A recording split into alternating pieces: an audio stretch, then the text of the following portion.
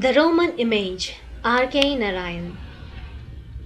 The talkative man said, "Once, I was an archaeologist's assistant. I wandered up and down the country probing, exploring, and digging in search of antiquities. A most interesting occupation. Although cynics sometimes called us grave diggers, I enjoyed the work immensely. I had a master who was a famous archaeologist called Dr. Something or other. He was a superb, timeless being who lived 1,000 years behind the times and who wanted neither food nor roof nor riches, only if he was allowed to gaze on undisturbed at an old coin or chip of a burial urn. He had torn up the earth in almost all parts of India and had brought to light very valuable information concerning the history and outlook of people of remote centuries.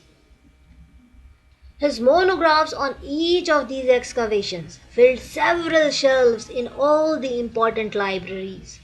And then, as our good fortune would have it, he received an inspiration that Malgudi district was eminently diggable. I am not competent to explain how he got this idea, but there it was. Word was brought to me that the great man was staying in the dark bungalow and was in need of an assistant. Within an hour of hearing it, I stood before the great man. He was sitting on the floor with the most crazy collection of articles in front of him, pots and beads and useless coins and palm leaves, all of them rusty and decaying.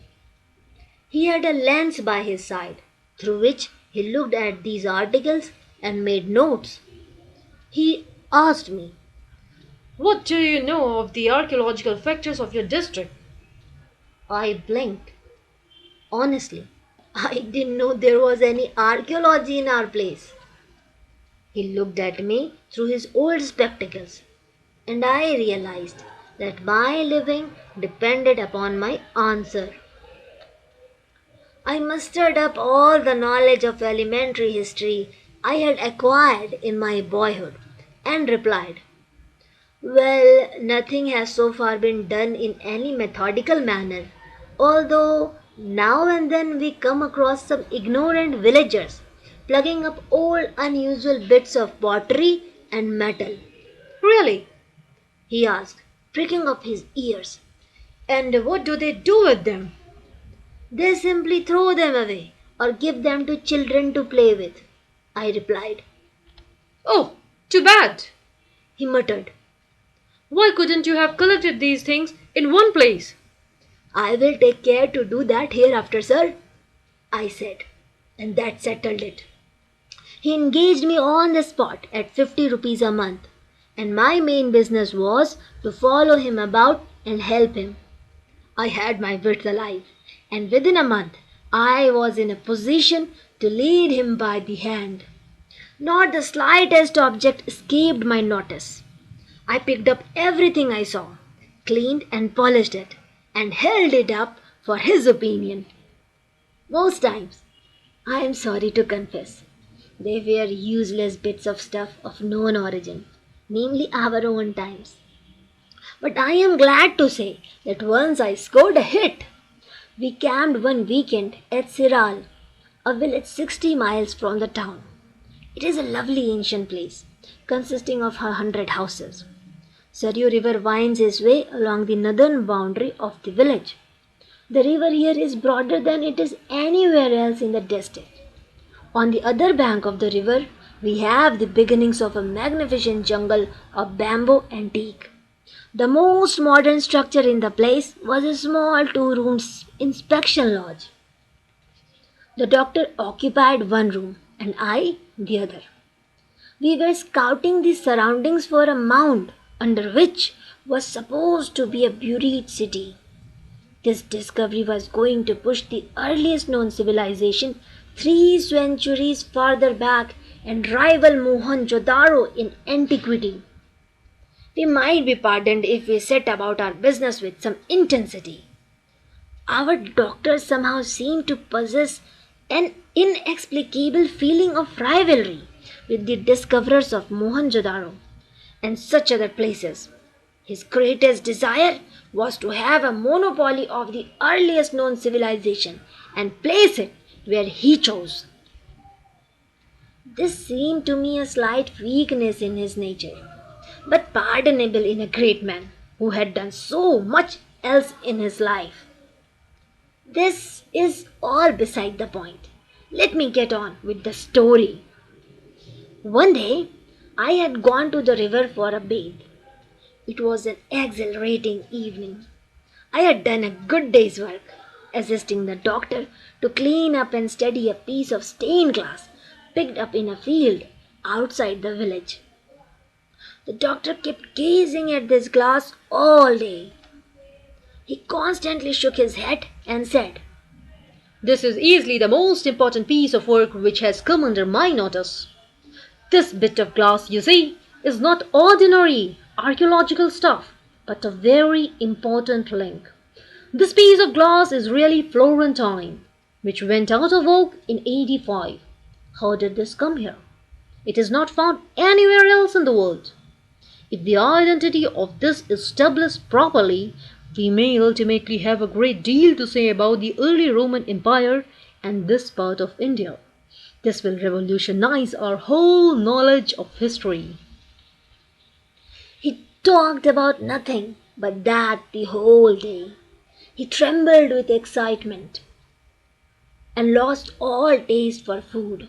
He kept on muttering, We must read warily and not overlook the slightest evidence. Keep your eyes open. We are on the eve of great discoveries. And I caught this excitement and acquired a permanently searching look. I was in this state when I plunged into the waters of Saryu that evening. I am a good diver. As I went down, my hand struck against a hard object in the sandy bed. Feeling with my fingers, I found it to be a stone image. When I came to the surface again, I came up bearing that image with me. Dripping with water, I sat on the river step, without even drying myself, and examined the image. This takes us on to an entirely new set of possibilities, exclaimed the doctor in great joy. He keenly examined it by a tin lantern. It was a stone image a foot high, which had acquired a glass-like smoothness, having been under water for years. It had an arm, an eye, the nose, and the mouth missing. There were a few details of ornament and drapery which the doctor examined with special care. It was 3 a.m. when he went to bed. An hour later, the doctor peeped in at my doorway and announced, This is a Roman statue. How it came to be found in these parts is an historical fact we have to wrest from evidence. It is going to give an entirely new turn to Indian history. Within the next 2 months, all the important papers and periodicals in the world published details of this discovery. Papers were read before historical associations and conferences. I came to be looked upon as a sort of savior of Indian history, for the doctor insisted upon giving me my due share of fame. University honors came my way. I was offered lucrative positions here and there. It was finally decided that the image was that of a Roman emperor called Tiberius II. It would be out of place to go into the details that led to this conclusion, but you need to have no doubt that the doctor had excellent reasons for it. Besides the study of the image itself, he went through some Roman texts which mentioned South India. For the next few months, we toured about a great deal lecturing on this subject and demonstrating. I went with my doctor to Madras and started work on a monograph on the subject. It was to be a monumental work covering over 1,000 pages of demi-size, full of photographs and sketches. You can understand why it should be so big when I tell you that it was going to be a combined work on early Roman history, Indian history, archaeology, and epigraphy. My name was going to appear as the joint author of the work. I realized that here was my future fame, position, and perhaps some money too. The doctor left me in entire charge of this work and went away to Upper India to continue a piece of work which he had already been doing. I sat in a large library the whole day, examining, investigating, studying, and writing. I became a fairly important person in learned societies. I worked from 7 in the morning to 11 in the evening, almost without a break. And throughout the day, I had visits from people interested in the discovery. Papers and journals contained paragraphs now and then, Archaeologist assistant working on monograph. and its progress was duly reported to the public. And then there came a time when the press could announce, Monograph on which has been working for months now will be ready for publication in 10 days. It is expected that this is going to make the richest contribution to Indian history. my fingers were worn out with writing. My eyes were nearly gone. I looked forward to the end of the work. And then, as my doctor wrote, You can have a holiday for 3 months in any hill station you like and forget the whole business. the manuscripts piled a yard high on my table. It was at this stage that I had to visit Siral once again. I had to obtain measurements of the spot where the image was found. I left my work at that and hurried to the village. I plunged into the river and came up. I sat on the river step, still dripping with water, noting down figures when a stranger came and sat near me. We fell to talking, and I told him about my work, in the hope of drawing out further facts. He was a rustic, and he listened to me without emotion. At the end of my narration, he remained peculiarly moody and asked me to repeat facts about the image. He compressed his lips and asked, where do you say it came from? Rome. Where is that? In Europe, I said. He stood still, puzzled, and I amplified. Where the European people live. I don't know about that, but if it is the image which you found in these parts, I can tell you something about it. It is without nose and arm, isn't it? I assented, not knowing what was coming. He said, Follow me if you want to know anything more about this image. He led me up the bank along a foot track which wound through the jungle. We reached a hamlet a mile off. He stopped in front of a little shrine and said, That image belonged to this temple. He led me into the shrine. We had to go stooping into it because of its narrow doorway and low roof. At the inner sanctum, there was an image of Mari with a garland of yellow chrysanthemums around her neck, lit by a faint wick lamp. On one side of the sanctum doorway stood a Dwarpalak, a winged creature a foot high. My friend pointed at the image and said, This formed a pair with the one you picked up, and it used to adorn that side of the doorway. I looked up where he pointed. I noticed a pedestal without anything on it. A doubt seized me. I want to examine the figure, I said. He brought down the wick lamp. I examined by its flickering light the Dwarpalak. Is this exactly like the one which was on that side? It was a superfluous question. This image was exactly like the image I had found, but without its injuries. Where was this made? I had it done by a stone image maker, a fellow in another village. You see that hillock? Its stone is made into images all over the world, and at its foot is a village where they make images. Are you sure when it was made? Yes. I gave an advance of 20 rupees for it, and how that fellow delayed. I went over to the village and sat up night and day for 2 months and got the pair done. I watched them take shape before my eyes. And then we collected about 50 rupees and gave it to him. We wanted to improve this temple. I put back the lamp and walked out.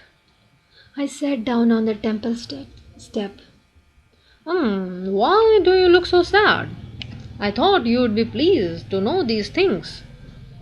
He said, watching me. I am. Only I have been rather unwell, I assured him. Can't you tell me something more about it? How it came to be found in the river? Yes, Said my friend. it was carried and thrown into the river. It then walked down there. Oh, I exclaimed. That is the story. For this we went to the court and had the priest dismissed and fined. He cannot come near the temple now. We spent 1,000 rupees in lawyer fees alone. We were prepared to spend all our fortune if only to see that priest removed. It went up to Malgudi court and we got a vakil from Madras. What was wrong with your priest? No doubt. He had a hereditary claim and took up the work when his father died. But the fellow was a devil for drink, if ever there was one. Morning till night he was drinking, and he performed all the puja in that condition. We did not know what to do with him. We just tolerated him, hoping that someday the goddess would teach him a lesson. We did not like to be too harsh, since he was a poor fellow, and he went about his duties quietly. But when we added these 2 door palaks at the doorway, he got a queer notion in his head. He used to say that the 2 doorkeepers constantly harried him by staring at him wherever he went. He said that their look pricked him in the neck. Sometimes he would peep in from within to see if the images were looking away, and he would scream, "Ah! Still they are watching me!" and shout at them. This went on for months. In course of time, he began to shudder whenever he had to pass these doorkeepers. It was an acute moment of suspense for him when he had to cross that pair and get into the sanctum. Gradually, he complained that if he ever took his eyes off these figures, they butted him from behind, kicked him, and pulled his hair, and so forth. He was afraid to look anywhere else and walked on cautiously with his eyes on the images. But if he had his eyes on one, the other knocked him from behind. He showed us bruises and scratches sometimes. We declared we might treat his complaint seriously if he ever went into the shrine without a drop of drink in him. In course of time, he started to seek his own remedy. He carried a small mallet with him, and whenever he got a knock, he returned the blow. It fell on a nose today, and on an arm tomorrow, and on an ear another day. We didn't notice this handiwork for months. Judging from the mallet blows, the image on the left side seems to have been the greater offender. The culmination came when he knocked it off its pedestal and carried it to the river. Next morning, he declared he saw it walk off and plunge into the river. He must have felt that this would serve as a lesson to other image if it should be thinking of any trick. But the other image never got its chance, for we dragged the priest before a lockout and had him sent away. Thus ended the villager's tale. It took time for me to recover. I asked, "Didn't you have to pick up the image from the water and show it to the judge?" No, because the fellow would not tell us where he had flung it. I did not know till this moment where exactly it could be found. When I went back to Madras, I was a different man. The doctor had just returned for a short stay. I told him everything. He was furious. We have made ourselves mighty fools before the whole world, he cried. I didn't know what to say. I mumbled, "I am so sorry, sir." He pointed at the pile of manuscripts on the table and cried, "Throw all the rubbish into the fire before we are declared mad." I pushed the whole pile off the table and applied a matchstick. He stood frowning at the roaring fire for a moment, and then he asked, pointing at the image, "And what will you do with it?" "I don't know," I said. "Drown it. After all, you picked it up from water, that piece of nonsense," he cried. I had never seen him in such a rage before. I wrapped the image in a piece of brown paper, carried it to the seashore, and flung it far into the sea. I hope it is still rolling about at the bottom of the Bay of Bengal. I only hope it won't get into some large fish and come back to the study table. Later, a brief message appeared in all the important papers. The manuscript on which doctor and assistant were engaged has been destroyed, and the work will be suspended. The doctor gave me 2 months' salary and bade me goodbye.